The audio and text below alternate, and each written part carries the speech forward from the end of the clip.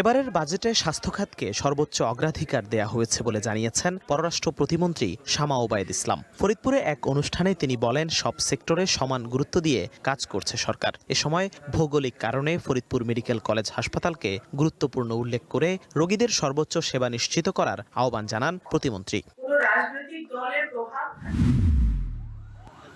সংস্কৃতিকে নতুন মাত্রায় এগিয়ে নেওয়া হবে জানিয়ে সংস্কৃতি মন্ত্রী নিতাই রায় চৌধুরী বলেছেন, ৪৮টি দেশের সাথে সাংস্কৃতিক কূটনৈতিক সম্পর্ক স্থাপিত হয়েছে। সকালে ঝিনাইদহের জেলা প্রশাসক ও জেলা পরিষদ চত্বরে বৃক্ষরোপণ শেষে তিনি বলেন, বিএনপি জনগণের ভোটে নির্বাচিত হয়েছে, ব্যর্থ হতে আসেনি।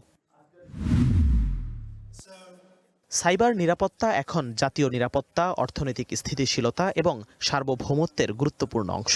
শুক্রবার রাজধানীর বাংলাদেশ চীন মৈত্রী সম্মেলন কেন্দ্রে সাইবার নিরাপত্তা নিয়ে আন্তর্জাতিক ফিনিক্স সামিটে একথা বলেন বক্তারা। এ সময় সরকার, শিল্প খাত, একাডেমিয়া এবং সাইবার নিরাপত্তা পেশাজীবীদের একসাথে কাজ করার আহ্বান জানান তারা।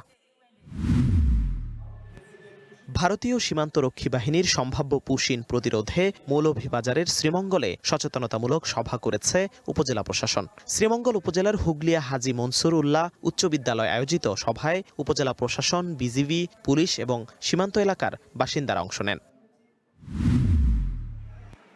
গাইবান্ধার গোবিন্দগঞ্জ উপজেলার সংঘবদ্ধ হানি ট্র্যাপ চক্রের এক নারীসহ ৩ সদস্যকে গ্রেপ্তার করেছে পুলিশ।